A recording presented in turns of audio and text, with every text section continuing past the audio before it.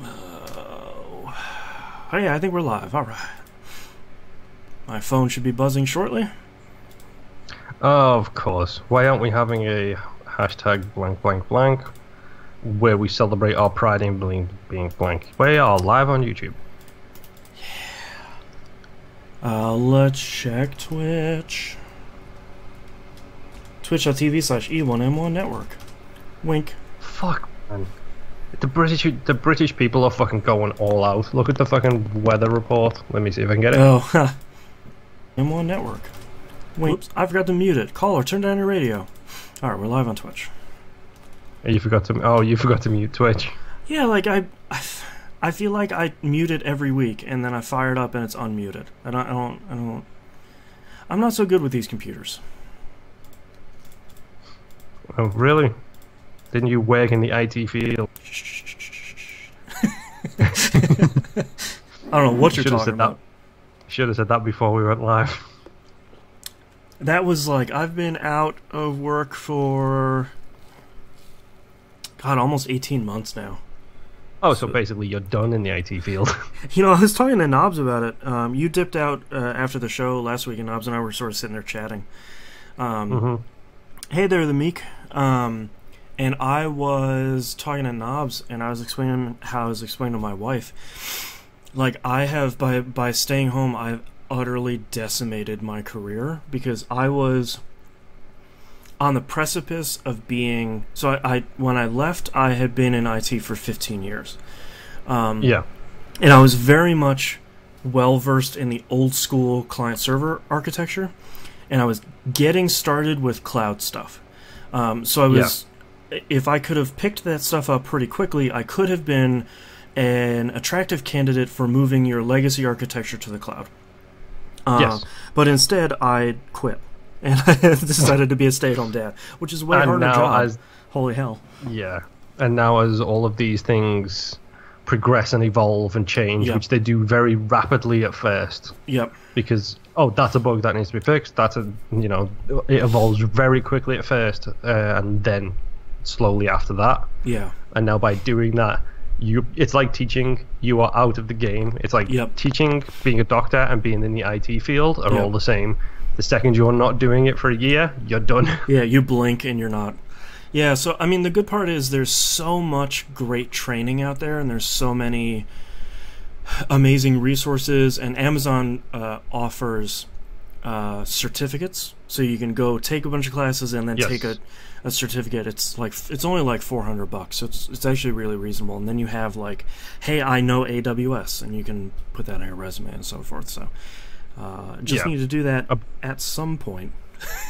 Yeah, a buddy of mine's been doing it online. Like, he's been doing it in his spare time. He's been teaching himself. I think he taught himself Casper. Okay. Just for fun, and like the place where he got it from, like I think he paid like £130 for it, and he says it's absolutely fucking fantastic. Yeah. And they literally, for the 4th of July, I think they had a big massive sale where everything was like $30 basically. Nice. Yeah, I'll put a plug for him here. I actually do all my training from Linux Academy, because I spent 15 years in the Windows IT world. With very little experience in Linux. So I figured, okay, I need to learn Linux, and I need to learn Python, and I need to learn like 3 other things leading up to AWS. So then I can get, like, I have to lay that foundation and then sort of start building on top of it. Because one of the coolest technologies I was learning before I left my job was Puppet, which is an IT infrastructure automation tool. Okay. So basically, it's so cool, and I'm sorry if I'm boring anybody that's watching this. We'll get to the video games in a minute. But basically, what you do is you write a declarative file, and you say, I want this service or these files or this server to meet these standards. And you can say, like, I want to install Apache, I want to write this to host file, I want to change these DNS records, I want to, X, Y, and Z. And you can set all this stuff, and you can say, here's the file for how our web servers look, as an example. And then in Puppet you say, okay, I want these 200 servers to all look like this file. And the file is only like 15 lines long. And basically what Puppet does is it brings this, it's called a stateful program. Basically it brings all of those web servers either up to or down to that exact state. So in a matter of minutes, you've written a file and you can say, I want all my web servers to do this. Puppet will just start doing that, like downloading Apache and installing it and applying it and configuring it all for you without you having to do it by hand on 200 servers. It just sort of... That's really fucking handy. ...goes and does that, and it's so cool. And that's where I'm like, you know what? I need to learn more Linux and I need to learn more AWS because all this stuff will... You know, that stuff goes hand in hand where... If you're going to build a cloud infrastructure, you're not going to build it for 2 servers, you can build it for 2,000. And you need a way to manage it. Yeah, especially, I mean, stuff like that, like, I'm not going to go into politics or anything like that, but people who complain that the old labor-intensive jobs are going away, this is why. Yeah. Because it's easier and cheaper. Yeah, and it's way faster. And I mean, like, that sort of stuff at some point will largely automate my job. You know, and I have to adapt to... If your job is... Especially in IT, if your job is going to be automated at some point, learn how to be an automator. Like, that's 100%. Your rope out. Yeah. I mean, that's what happened to everybody who used to work on the factory lines. Yep. You didn't learn how to maintain the machines, so therefore... You lost your job because that machine is now doing your job. We will eventually get to the point where basically everybody gets a living wage just by default. But I think by that point we will have replicators because there ain't no government in the world, no populace on this planet who is going to want to say, yes, take X% of the money I earned and give it to people who don't have a job. Yeah. Nobody is going to be happy with that. I wouldn't care, you know. Yeah. But you say that to the billionaires out there and say we're taking 2 million of your money, right? And we're going to spread that across, 500 people, so they don't have to get a job because they can't, right? In this society, they're not going to be happy with that. They're going to flat out say no. Yeah. The only time that's going to go away is literally when we have replicators. And we don't need anything. Yeah. We don't replicate need my food, baby. Chicken good. Yeah. We watched that the other day. I still love Fifth Element. It's way too good. Fifth Element is one of my favorite movies. That's why I'm so... Are you German? Aziz Light. Oh, man. I'm actually really interested in... Valerian and the City of 1,000 Planets. Yes, I am too. I kept telling my wife about it, and she's like, "Why are you excited about it?" It's like it's a Luc Besson movie. Like, and she's like, "Okay, that's literally all you need to know." Yeah. I mean, I introduced my wife to The Professional, which is one of the best movies ever made, in my opinion. That's one I haven't seen. No joke, there is a couple of lines in that make me cry every time. Yeah. Like, I've got tears welling up right now just thinking about it. Yeah. Because a lot of people are not fans of Natalie Portman. That girl can act when I've always liked her. Yeah. When she's given stuff to work with, I think she's probably one of the best out there.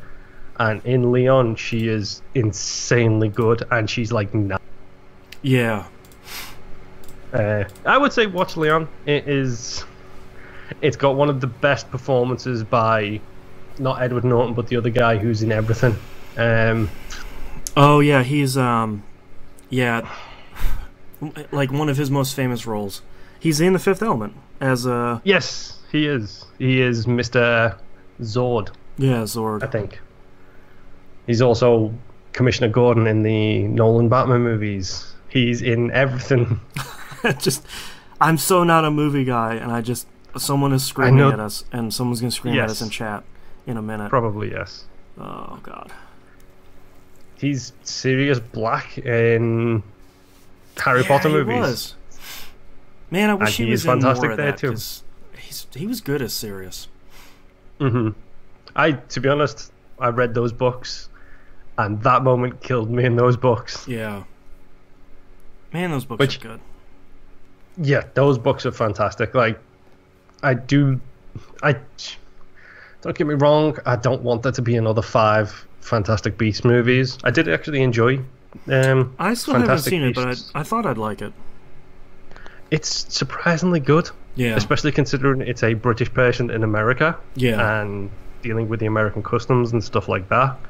It's kind of cool having a relatable position there. It rings true a little bit. Yeah. But no, I think the guy who's the main guy in that, I think there's another underrated actor. He was in the stupid Wu family. Not Wu family. Matrix people. Oh, the Wachowski sisters. Yes.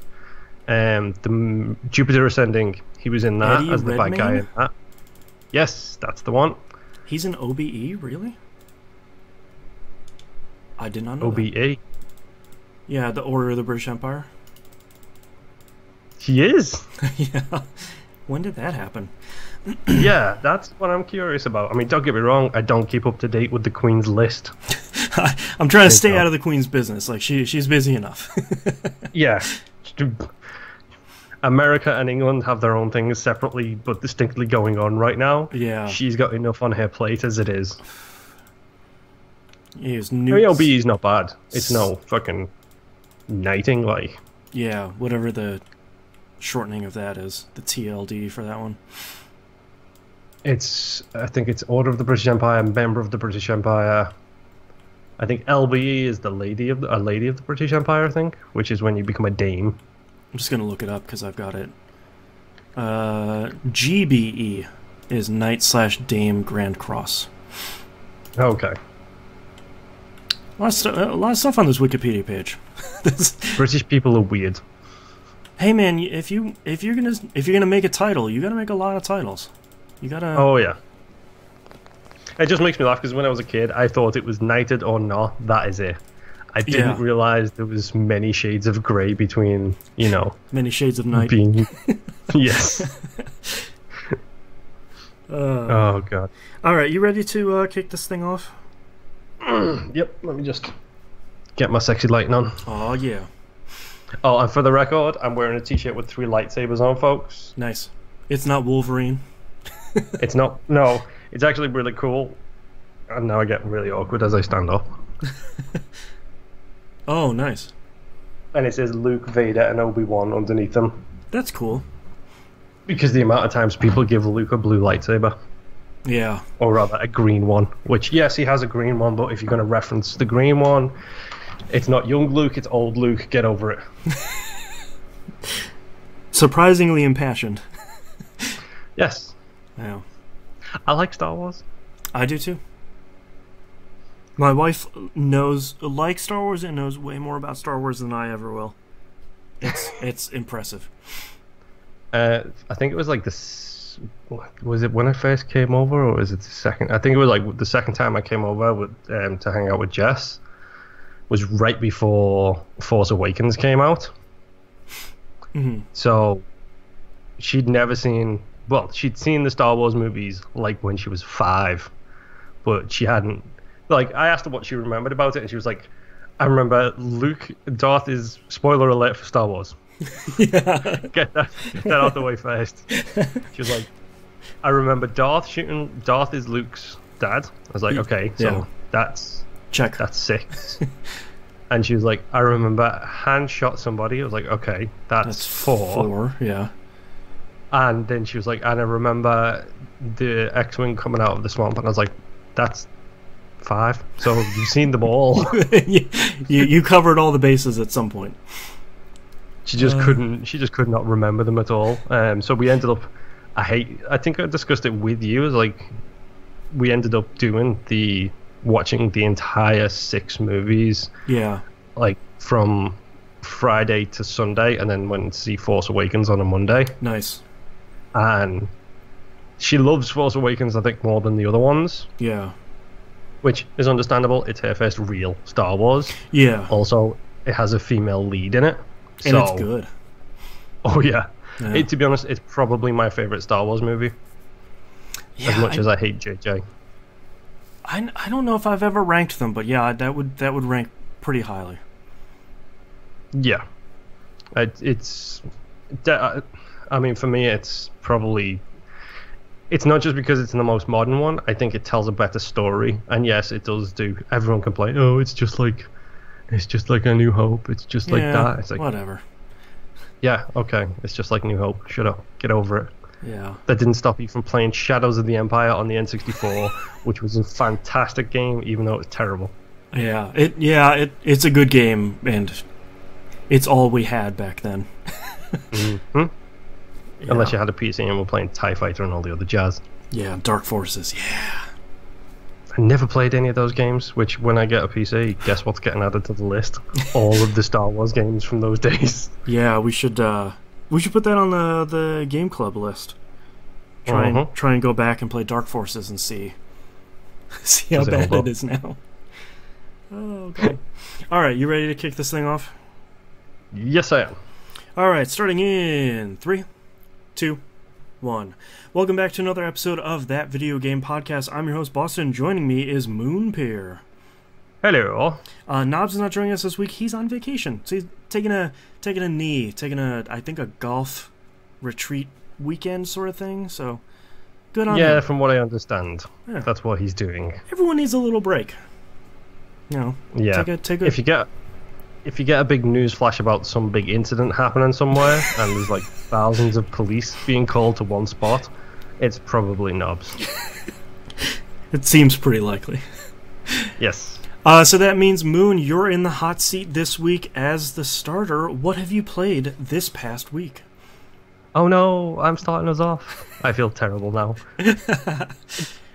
Let's start with the community game first, shall we? Okay. And I'm not talking about Monday Night Game Night, because I didn't play Monday Night Game Night, and neither did most people as far as I know. Just a holiday. Yes. Yeah. It was July 3rd, which is near as makes no difference, July the 4th. Yep. You know, as that famous president said in that famous movie, we blah, blah, blah, blah. I can't remember the quote. Today is our Independence Day. Yes, there you go. Yeah. But yes, I didn't play Monday Night Game Night. I did not play Friday Night Game Night. I am tired all the time. I apologize, so everybody. It is...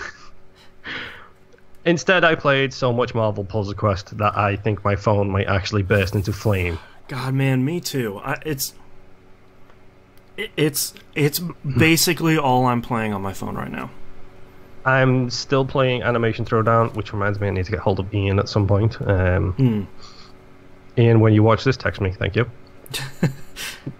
He'll watch it tomorrow, I know, so that's fine. Marvel Puzzle Quest has essentially destroyed my phone, basically. Yeah. It's the one game I think I've ever played on phones, with the exception of Galaxy of Heroes, a Star Wars game.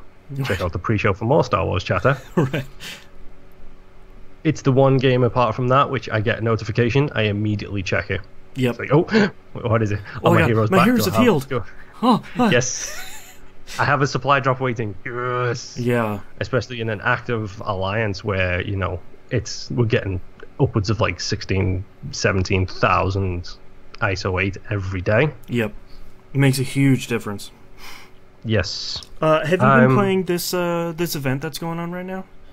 Yes, I believe I'm currently ranked 5th or 6th in the guild. Nice. With most damage, which I'm very surprised at, considering how I felt like I was doing very weak, but I figured out the tricks for a couple of the bosses. So when we get that, you know, that when the refresh happens with the current Spider-Man bosses and you get 3, if I can get Venom, if I can get Doc Ock and Vulture, I'm usually pretty good at being able to take those 3 down. Yeah. If I get Carnage, I'm dead.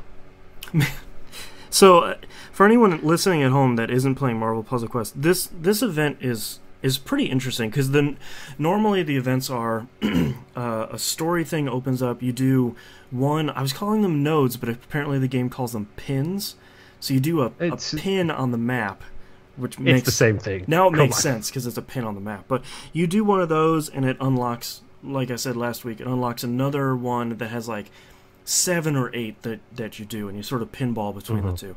This one is... Yes, thank you for that, by the way, because I did not know that. Yeah. And I did not know you get given 3 characters for the first pin. So for the last event, which was... I can't remember what one it was, but for the last one... Oh, it was a cool one where Wolverine gets mind-controlled by the hand, and he's like ripping through the Avengers. That was pretty cool.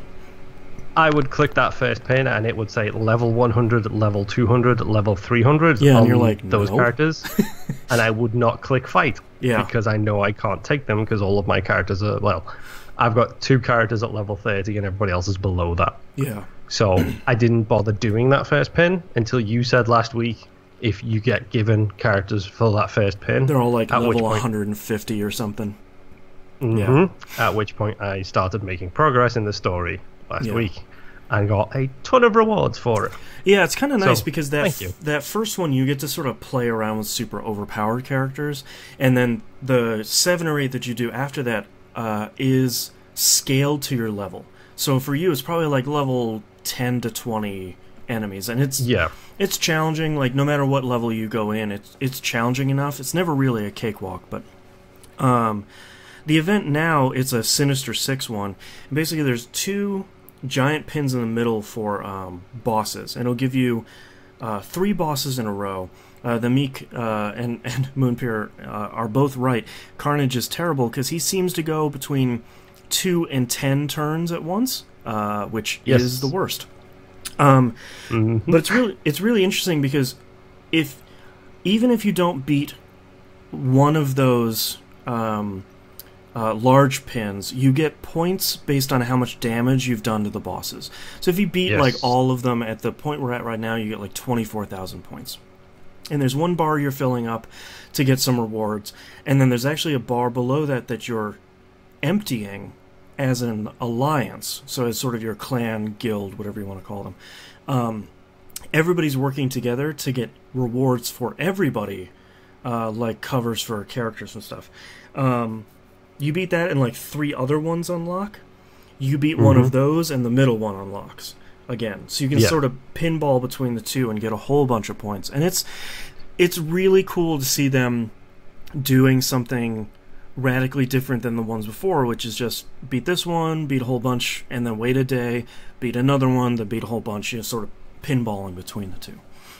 Yeah, I'm really enjoying the lock and then beat a smaller fight to re-unlock the bigger boss fights. The biggest issue I have with it is I don't have the roster for it. Yeah, I think the only character I have that can unlock things from there is... Oh, sorry, no, one of today's was Hawkeye, but yesterday's, I believe it was, and the day before was Thor. Yeah. I don't have anyone else who can unlock any of them 6 character slots that they've got there. I basically have 2 that are available. Yeah. I'm in the same position where I don't have Cloak and Dagger, I don't have Beast, I don't have like 3 out of the 6. What is kind of nice that they're doing is, usually for the daily quests, it'll be like, oh, you need Iron Man model 40 for this one. You can't use model 35 or whatever the 1-star one is. What's nice You literally said it right. Hey, all right. I've been spending too much time with this game, apparently. Me too. What's kind of cool is, for these ones, when it says Iron Man, you can use any of the Iron Man variants you have. So it's not just like, I need the 1-star, I need the 4-star. You can use any of them at that point. I think that for people like us that are just starting in the game, I think that makes a huge difference in being able to compete at all. And I think that's cool. Definitely. It's like I've got I've got the Model 35 and the Model 40 Iron Man, and I think actually you are right, because I think the first day it was like an Iron Man was one of them, but my Model 35 was, even with the increase in levels that it gives you, because it does seem to increase your levels with certain characters. Yeah. Even with that, he was level 70, and all of the other characters I was against was level 100, 120. Yeah. Yeah. So I was really struggling against that. I got lucky with one of my draws and got a model 40, but he's only got one blue cover. Yeah, so he's like level 30. Yeah, but the only move he can do as well is that one move. Yeah. So he does get bumped up to level 100, but the only problem is the only move that he can use is the blue. Now, don't get me wrong, I will fix this as I continue going. Yeah. I think we discussed this in our Isaac show. I have a tendency to not let things go or not want to, lose them in video games. Yeah. I made the executive decision earlier today. I don't care about my 1-star Spider-Man, so I got rid of him. Yeah, I got rid of him too, and I feel badly because I liked he could generate critical tiles. I liked that a lot, but he just doesn't have the level. Yeah, I got rid of him. I got rid of my Juggernaut before I leveled him up because I was getting more and more Juggernaut covers. Yeah. But he's the one I was getting was 1-stars, and his level cap is 40, and he can't be champed because he's 1-star. So he's gone now as well. That's the only one you should keep. So I got to give props to a skewed one in the community for being basically our Marvel Puzzle Quest Sherpa. What he told me was you have to keep one 1-star cover for the daily stuff. I don't know how much of the daily stuff you're doing. I do the very first one every day because it's the only one I can handle right now. So Juggernaut, the 1-star Juggernaut can clear that by himself, and once he's level 40. Okay. So and I verify that because he's the only 1-star I have. So it's how they do it is so interesting for the daily quest stuff because it's basically you clear the 1-star one, which is the easiest. That gives you recruit tokens to get more characters to then be able to do the 2-star, which gives you ISO, which for people that's like the in-game currency. That'll get you to level those characters up to do the second 2-star, which gives you tokens to recruit. Like, it's this really cool cycle of, you're constantly pushing through. Like, do all the 1- and 2-star stuff, and I can do the first 3-star if I have the character, but I can't do the second one yet because I don't have high enough character level. So it's like there's always another goal where it's like, okay, now I've done more. Now I have another goal here. All right, here's something more for me to push through. Beyond the daily stuff and the PvP stuff. Yeah. Well, I might end up I might get rid of my Storm, who I've leveled up. I never use her anyway. I'm not a big fan of my 1-star Storm. Cannon. Yeah. I might get rid of her because I only had, I think, 2 Juggernaut covers, which I'm pretty sure I'll replace them in no time. Oh, yeah. The standard recruit token gives you Juggernaut like crazy. Yes, so I might get rid of her and do that. My biggest issue right now, and again, it's the whole not wanting to get rid of things. I'm not on the ball enough with this game to know who is super duper rare and who is not. I don't know who's going to cycle in, who's going to cycle out. I have 0 space in my roster, and I have 35 recruit tokens. I'm sitting on, I think, 37 right now. The thing I can recommend is the game makes it really clear who's limited and who cycles out. I think there's only a handful of characters that cycle in and out, and those characters are way, way higher level than we are. I think they're like 4 or 5 stars. So anybody that's like 1, 2, and 3 stars, it's my impression from everything I've been reading is that they're just kind of here. Okay. So you don't really have to worry about, if somebody gets kicked out of your queue, or if, you're not really worrying about who you're going to miss. I get the impression it's more, when you look at the legendary token characters on the recruit pages, those are the characters that are gonna come and go. Okay. The real 5-star guys. Yeah. What I might do then, because I'm using a fair few 1-stars right now because I have them leveled up. Yeah. But I don't have the covers to level up my 2-stars. Yeah. So what I might just do is my 2 stalwarts in my 1-star squad have been my Model 35 Iron Man. Yeah, he's good. And my Black Widow, the one you start off with. She's really good. Because she has that 5-turn stun, which makes a huge difference sometimes. Yeah, there's a lieutenant who's healing everybody. Stun, now you know. Yeah. You get 1, 2, or 3-star stuff from your standard recruit tokens, so I just burn those things.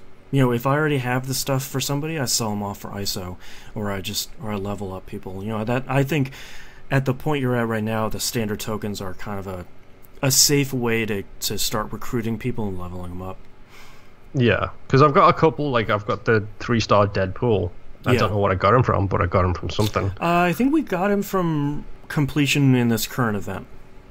Oh, I had him before that. You had the one from today's event actually gave me his last skill. Nice. I had his purple skill and I had his black skill, but I didn't have his red one. Right. So now I have that, so I'm happy with that. Yeah. But it's... I might have to just go in and do what I occasionally have to do. I do it in Animation Throwdown too, where it's just rejig everything.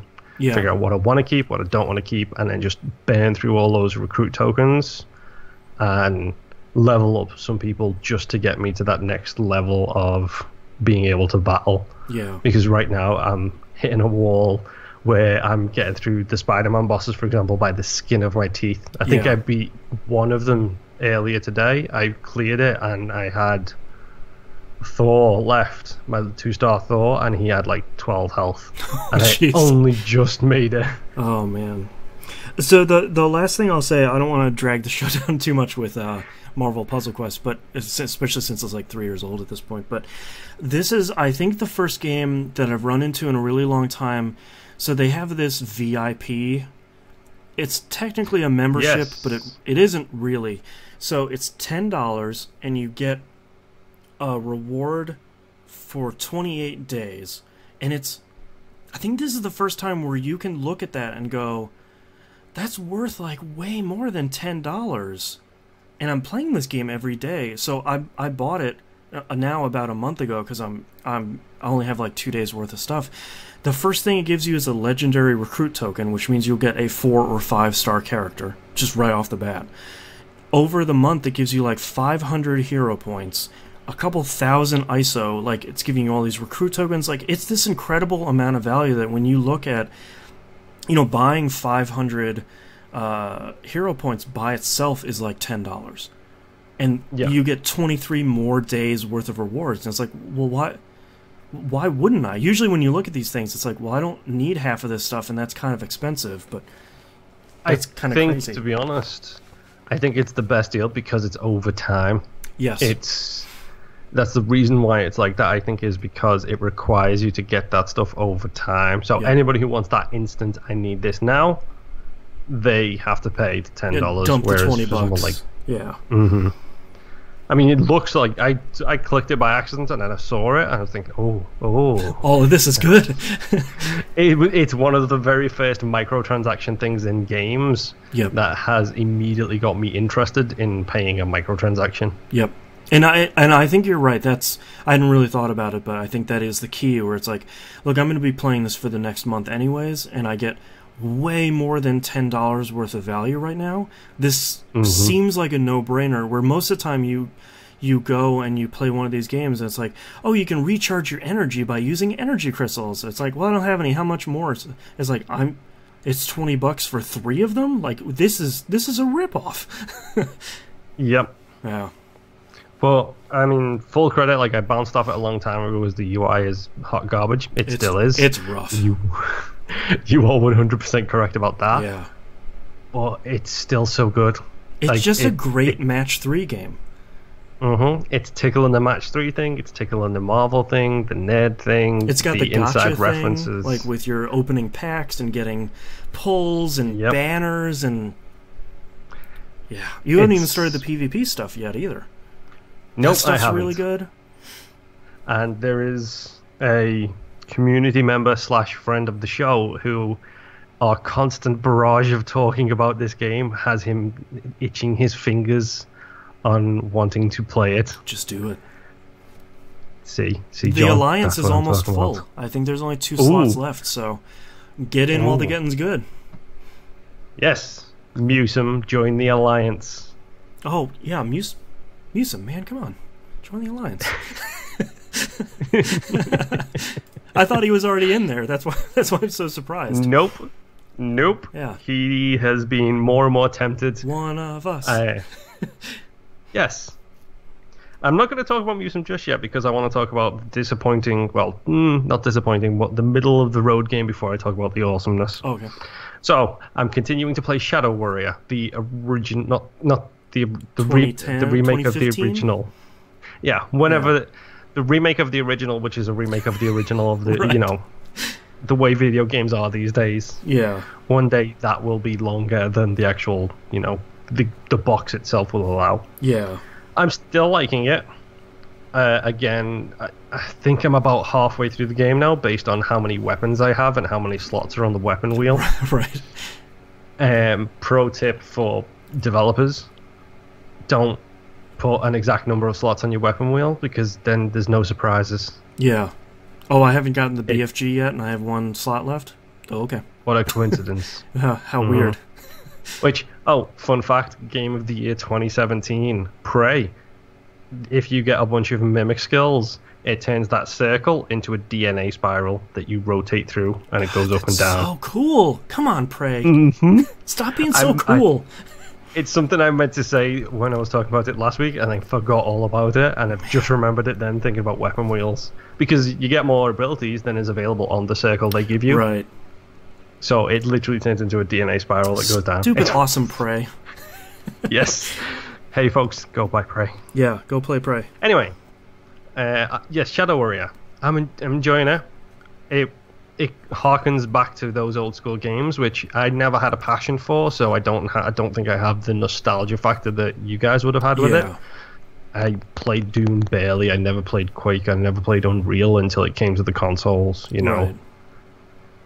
It's still fun. It's still a good game. The writing is right now. It's feeling a little bit too 90s, but I don't know if that's just because I haven't been in the right headspace for that kind of humor. Right, or if it's like purposeful to harken back to that first game. Yeah, exactly. Yeah. I can't repeat some of the jokes here, clearly. Yeah, it's pretty blue. Yes. Yeah. While also being red in the amount of blood that is everywhere in that game. Like I said, I'm enjoying it. It's not top of my list for enjoyment right now. It's a game which I am just enjoying plowing through the levels. It's like, level start, level end. Yeah. And that's what I'm actually quite liking that about it. It is very distinctive. Here's the start of a level, here's the end of a level. It can take anywhere from 30 minutes to 45.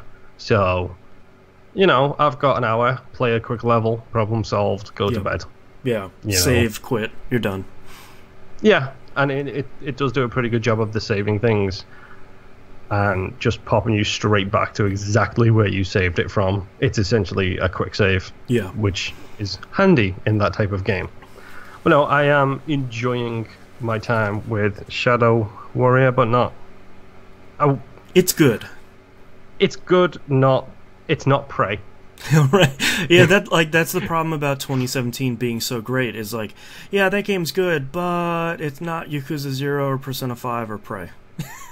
Yes, or Resident Evil 7, or or Horizon Zero Dawn, or any of the other 30 great games that came out this year.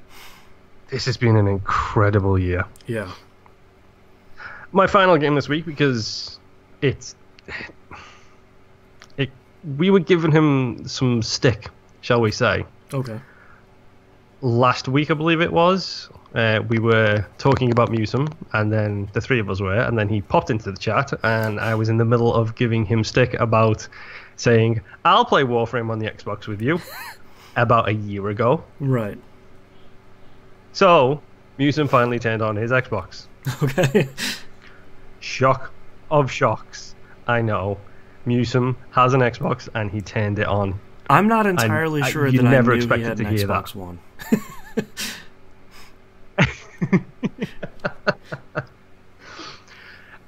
It's good to know he actually does. Yeah. The best part of it is, as we are talking with each other, I translate on the fly all of the buttons into PlayStation buttons. Right.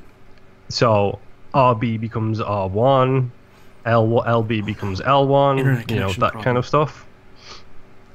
But yes, we are. Yeah. Keep on rolling, rolling, rolling.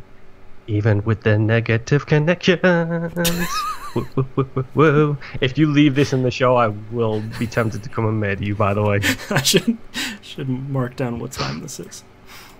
Oh, at 39:17. Moon's song. Don't. Right. Thanks for that. Hey, no problem. Oh yeah, our YouTube stream is also going to spinny circles. Great. Oh yeah. Well, let's keep trucking. So, chill out, wait for a little. Oh, okay. But yes, okay, so playing Warframe with Musum, he loaded up. It was kind of funny because I think Musum has discovered the thing which the Xbox undoubtedly, I can't say that word right now. It does it a lot better than Sony does, which is the Xbox phone app. Yeah, way faster than the PlayStation 1. Yay. We might need to switch to something else. For those audio listeners, by the way, there is a massive audio delay right now, so this is fun. For anybody listening, we're going to take a quick break because Skype is being garbage. And we're going to switch to something. So if you're watching us live, hang out. Of course, it just cleared. It heard your threat. All right, let me stop our backup recording. All right. You have a Gmail account, correct? Yes, I do. Okay. Boy, this is 100% on my end, as I am finding out.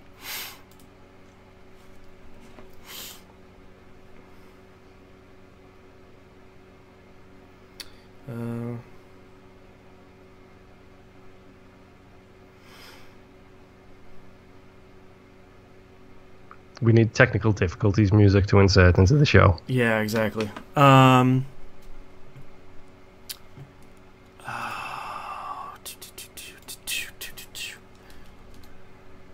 think we're gonna have to use Google Hangouts to finish this show. Cool. If you sign into Gmail, and we'll do this before I just invited you. I'm hoping having a third window open doesn't crash my laptop. Fingers crossed. Yes. Alright, I just gave you an invite. If you accept that,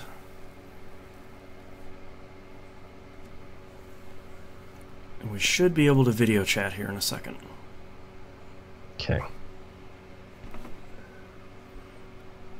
I'm still rolling, by the way, as is our edict. Yes. Sorry for everyone watching the live stream. It's not exactly the most exciting right now, but Skype is the worst. Yes, it is. Yeah. The funny thing is like the live stream is actually kind of hilarious because it does the spinny wheel circle thing, and then we are perfectly in sync. Really? Yeah. So dumb. It's like it's getting hit with a bunch of lag, and then it's just syncing us straight afterwards. Like I'm looking at us having a clear conversation with each other. Yeah. And then it pauses for about 30 seconds to a minute, and then it's us talking perfectly normal when it comes back. Oh god. Stupid Skype. Yup.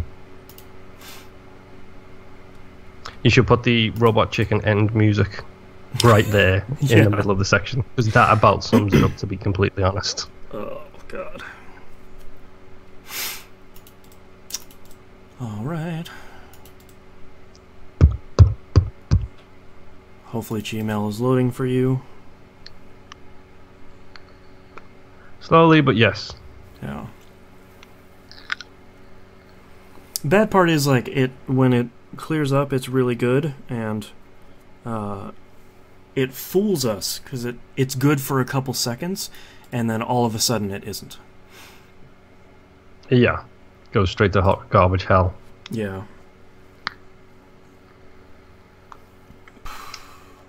Come on, Gmail, refresh my inbox, please. If we have too many technical difficulties, we'll bomb out of this live stream for a minute and then come back. Okay.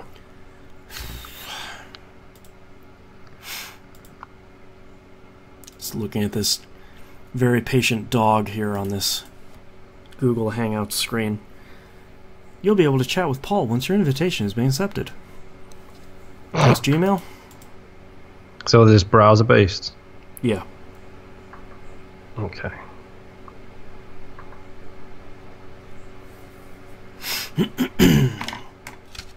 Do podcasting is hard. There we go. Podcasting's hard. 100%. Alright, let me refresh. Boston. I hate the fact that Google put ads in my fucking emails now. I miss the days when there weren't advertisements in fucking everything. Yeah. I have a pretty aggressive pop-up block or ad blocker, so I don't really see that stuff. Oh, it still hasn't seen that you've accepted it. Alright, everyone. We're going to pop out of the live stream here for a minute because it's just going to be this for a little bit. Unless we want to keep going with Skype. But I think we're not going to get much better here. So we will I don't know what you're talking about. Skype is perfect. Nothing is ever wrong with Skype. We'll be back in a couple minutes. If you just hang out, it should go live again once we're back. So we'll be right back.